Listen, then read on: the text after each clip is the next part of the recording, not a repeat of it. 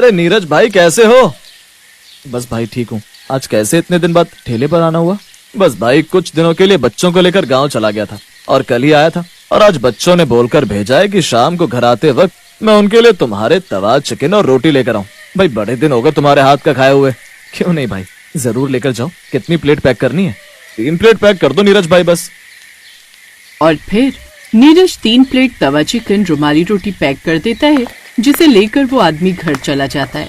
पाल चौक पर 2 ठेले लगते थे। नीरज चिकन और रुमाली रोटी बेचता था और गौरव कबाब और चिकन सूप बनाकर बेचता था। नीरज के ठेले पर भीड़ लगी रहती थी और गौरव के ठेले पर बहुत कम लोग कबाब और सूप पीने आते थे, और जो लोग थोड़े बहुत खाकर भी जाते उनके पेट में दर्द शुरू हो जाता, जिससे उसकी बिक्री बहुत कम होती थी। फिर एक दिन गौरव मन ही मन सोचने लगता है, ऐसा क्या है इसकी तवा चिकन और रुमाली रोटी में जो सब लोग इसके यहीं पर खाना पसंद करते हैं? और सिंपल सी तवा चिकन और रुमाली रोटी तो होती है इसकी, वो भी बिना बटर लगी हुई, और लोग फिर भी इसके ठेले पर जाना पसंद करते हैं। और एक मैं कबाब में कितना भी बटर लगा लूं, कितना भी अच्छे से सूप बना लूं, लेकिन लोग फिर भी मुझे गालियां ही सुना कर जाते हैं। कुछ तो राज है इसकी तवा चिकन रुमाली रोटी में, और मुझे वो पता लगाना ही होगा। और ऐसे ही नीरज का ठेला अच्छा चलता रहा और गौरव का काम ठप होता चला गया। ये देखकर गौरव अंदर ही अंदर उससे जलने लगा। और फिर एक दिन नीरज किसी काम से कहीं गया हुआ था, तो उस रोज वो अपनी पत्नी सरगी को ठेले पर बिठाकर चला गया। शाम को नीरज को लौटने में देर हो गई। हे भगवान, ये ग्राहक आने शुरू भी हो गए और नीरज अभी तक आए नहीं, और मैं उनके आने से पहले किसी को तवा चिकन रुमाली रोटी भी नहीं दे सकती, क्योंकि उन्होंने मुझे कुछ भी सामान बेचने से मना किया हुआ है। सरगी को देखकर गौरव समझ रहा था कि कुछ न कुछ बात तो है जो सरगी के चेहरे पर इतनी चिंता है, और फिर गौरव उस पर लगातार नजर रखता गया। थोड़ी देर बाद ही नीरज हाथ में एक काले रंग की पन्नी लेकर लौटा और सरगी के कान में कुछ कहकर उसको वो काला पानी दे देता है। और सरगी नीरज से कहती है, इतनी देर कहाँ लगा दीजिए, ग्राहक आ गए, वो कब से आपका इंतजार कर रहे थे, और आपने मुझे उन्हें सामान देने से भी मना किया था। ये बातें करने का समय नहीं है सरगी। अब इस पिन्नी से ये जादुई पाउडर निकालकर इस तवा चिकन में डाल दो। सरगी जल्दी से काली पन्नी खोलती है और उसके अंदर जो पाउडर होते हैं उसको चिकन में डाल देती है और फिर सबको देना शुरू करती है। एक तो मैं यहाँ अकेली थी, ऊपर से ग्राहकों की भीड़, और फिर गौरव की गंदी नजर। लेकिन तुम जानती हो ना कि अगर मैं नहीं जाता तो हमारी ग्राहकी कम हो जाती। जो भी कमाल है इस पाउडर का, अब इस बारे में किसी से कुछ नहीं कहना। और ऐसे धीरे धीरे समय गुजरता गया और उनकी खूब अच्छी आमदनी होने लगी, जिससे वो लोग झोपड़ी से पक्के मकान में आ गए। लेकिन उनका ये राज किसी को पता नहीं था कि कुछ ही साल में उनकी आमदनी इतनी अच्छी कैसे हो गई। अरे सुनिए, अब आप जल्दी जाइए और वो जादुई पाउडर ले आइए, ग्राहकों के आने का समय हो गया है। उस रोज भी नीरज पाउडर लेने चला जाता है। दरअसल वो एक जादुई पाउडर उस तवा चिकन में डालता था, जिससे उसकी खुशबू दूर दूर तक जाती थी और उसका स्वाद लाजवाब हो जाता। लेकिन उस रोज गौरव उसका पीछा करने लगता है। आज तो मैं इसका राज पता लगा कर ही रहूंगा। यही वो समय जब नीरज रोज कहीं जाता है और फिर लौटकर सरगी के हाथ में कोई काली पन्नी लाकर देता है। फिर गौरव नीरज का पीछा करता हुआ उसके पीछे पीछे चल पड़ता है, पर नीरज गौरव के हाथ नहीं आ पाता और नीरज गौरव से काफी आगे निकल जाता है, जिससे गौरव थककर बीच रास्ते में ही अपने ठेले पर आकर खड़ा हो जाता है। कुछ देर बाद नीरज फिर एक काली पन्नी लेकर आता है और सरगी को तवा चिकन में जादुई पाउडर डालने को कहता है। लेकिन दूर खड़ा गौरव उस रोज ये सब देख लेता है।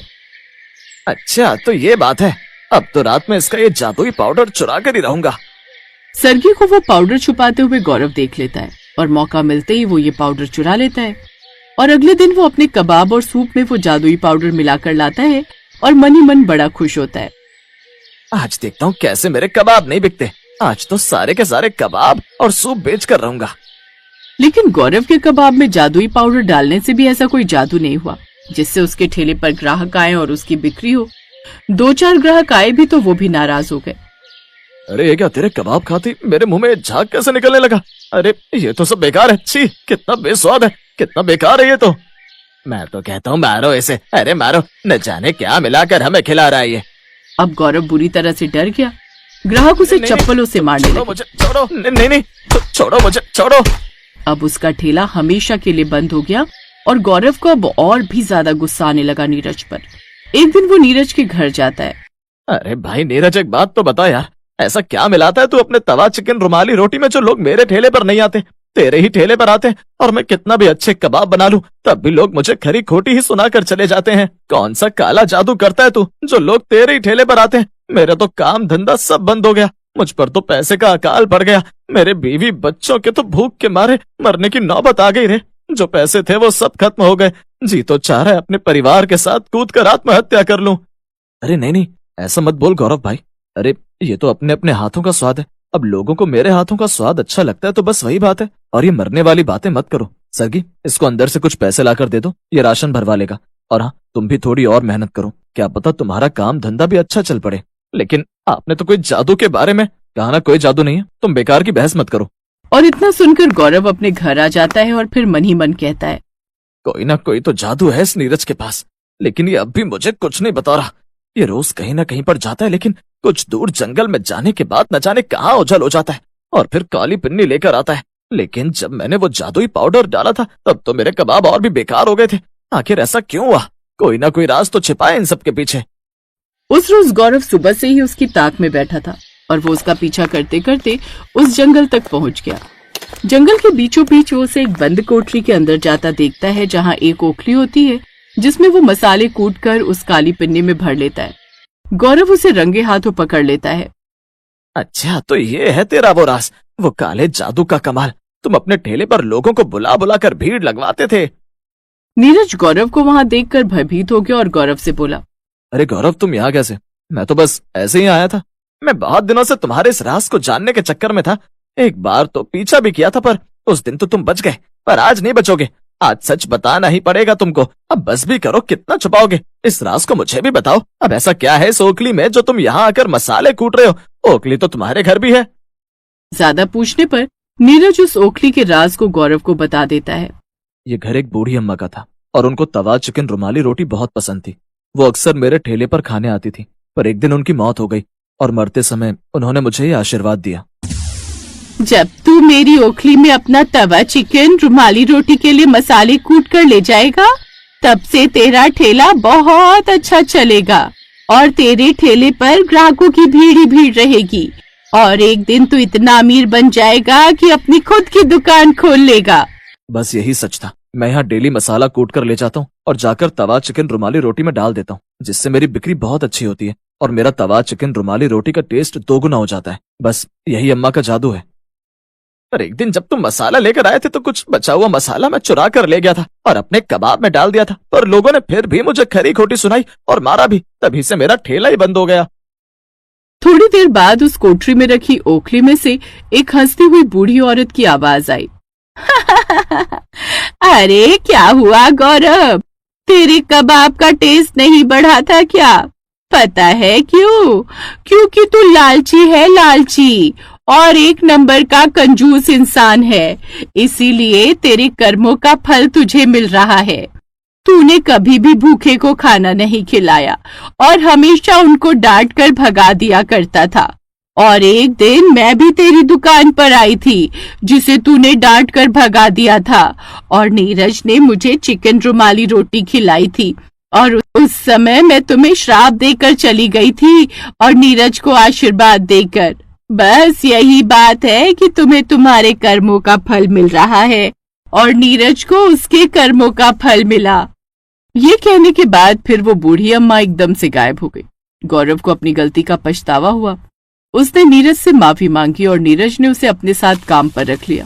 अब गौरव कभी उससे ईर्ष्या नहीं करता। नीरज का काम और भी अच्छा चलने लगा।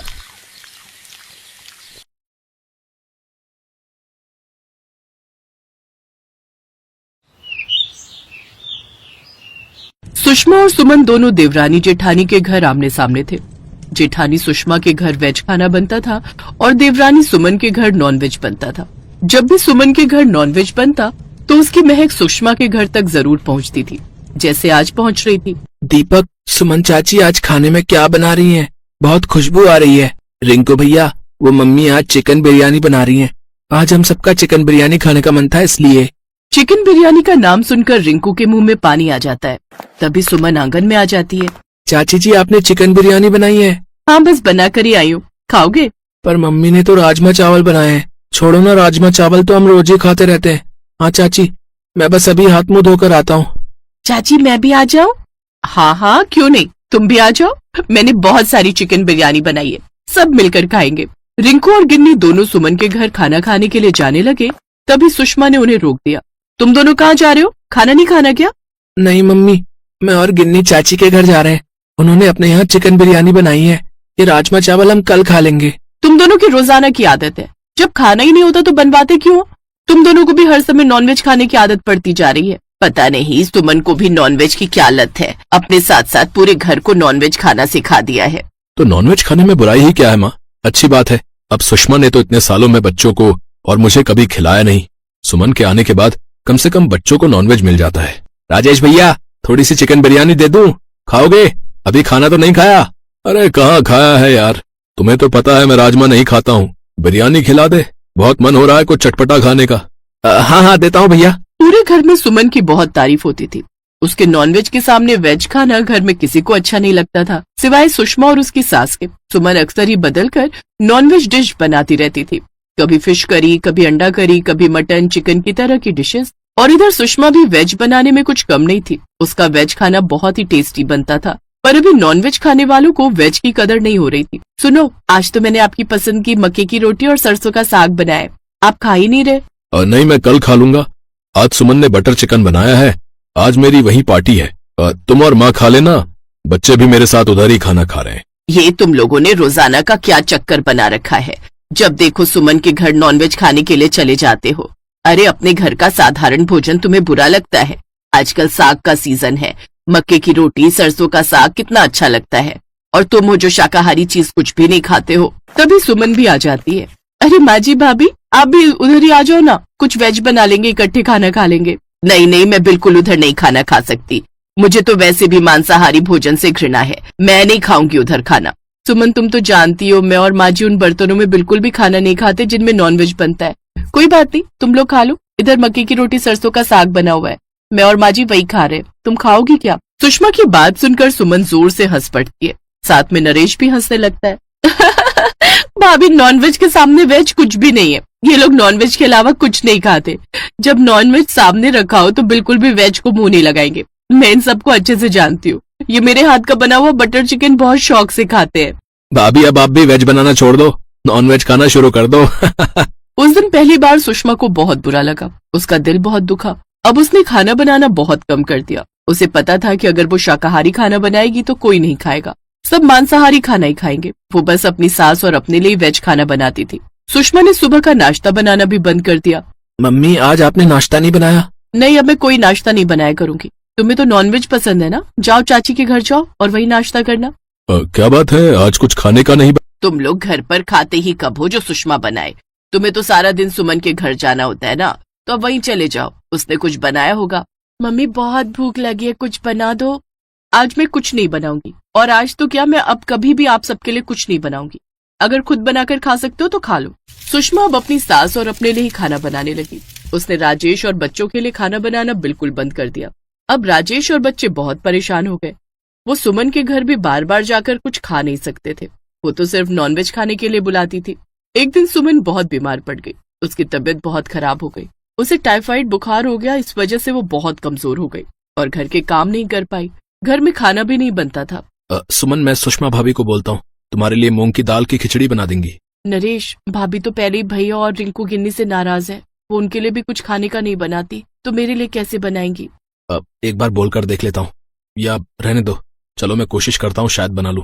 नरेश रसोई में खिचड़ी बनाने लगता है, तभी सुषमा डिब्बे में खिचड़ी भर कर ले आती है। नरेश भैया रहने दो, आप नहीं बना पाओगे, मैं खिचड़ी बनाकर लाई हूँ।